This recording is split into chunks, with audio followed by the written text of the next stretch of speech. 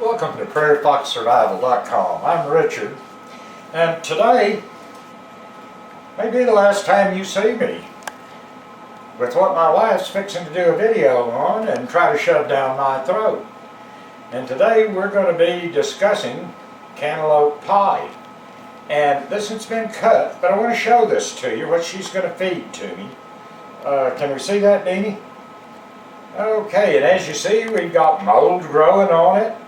It's rotted, and it's like, you know, Deanie, we grow a big garden, and you could give me fresh cantaloupe, but no, when your cantaloupe starts to go to waste, she says, and it's going to rot, you're going to throw it away, then make use of it. Feed it to your husband. So I have to admit that after I did eat a piece of it, I was very impressed, and many of our friends are too. Now we cut this one open, and as you can see, it looks like what it should, a rotten cantaloupe. And with that, I'm going to turn the video over to her, and folks, I hope I see you again sometime. Take it away, Deanie. Hi, I'm Deanie, and today I'm going to make a cantaloupe pie, and like Richard said, it's kind of disgusting to think of it, but once you taste it, it is delicious. And this is a pretty overripe pie, or cantaloupe, and I'm going to just scoop all the insides out. Then I'm going to chop it up into some pieces, and I'm going to put it on the stove and don't add any water because I'm going to let it cook down until it's soft enough to mush real good, which it almost... Okay, we've got our cantaloupe chunk cut up in chunks, and you can see about the size you want.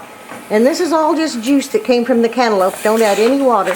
And kind of cook it on a medium heat, and just for a little while until it gets real good and mushy. Oops, I see a little piece of green on there, skin. We don't want that. But you're going to cook this until it gets real soft and mushy, and you can just, and it almost already is. It was so ripe, it was pathetic. But just let it cook down a little bit more, and we're going to do that, and then I'll start adding all the ingredients into it. Okay. We've got this going, and it's pretty well mashed up now. We've taken our little potato masher and just mashed it up. And now some people I know take an electric mixer, put it in their blender to mash it up, but leave all the water that, you know, natural juices that come with it. And we like ours a little bit chunky, so we just left some, we don't chop it up real fine. And what we're going to do now, I have 3 tablespoons of flour we're going to add in here. I've got half a cup or a stick of butter. I can't get it off of there. I might want to turn this down just a hair. I'm going to mix all this in. We want 1/8 of a teaspoon of nutmeg. And I always like to add just a touch more. And the recipe doesn't call for it, but I always add about a teaspoon of cinnamon. Kind of like you would put in a pumpkin pie, the seasonings for it. And you're going to stir all this until it starts to thicken. It gets good and mixed in together. Now the butter's almost melted, so we want to wait for the butter to melt.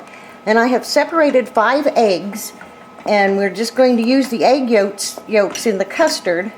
And you save the whites, and you can use them for meringue on the top of the pie. And oh, it smells delicious. Whew. Okay.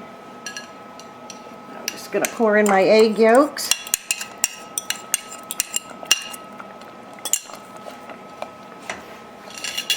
And you want to keep stirring with those. You want to keep stirring it, and it's going to start to thicken. And when it gets to the desired thickness that you want, ooh, what's that in there? I'm not sure. Looked like a little piece maybe from of toughness from the skin was in there.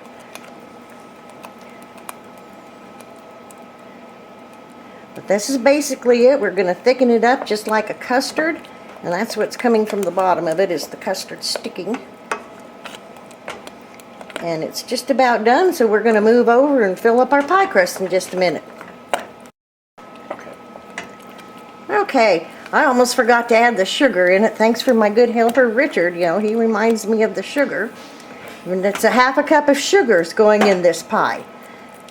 And we have, at times, instead of using a fresh cantaloupe, at the end of the year, we have lots of extra cantaloupes, and we have cut them up in chunks and froze them. And they make wonderful pies out of those ones. I'm going to let this simmer for just a second or two more, and then we'll take it off the stove. Okay, our custard or pie filling is really just about thickened up. It's thickened as much. Okay, and like I said, we're not going to put the meringue on it. I do have a still photo of a pie with the meringue on it that you can check out at prairiefoxsurvival.com. It'll be under the recipes section.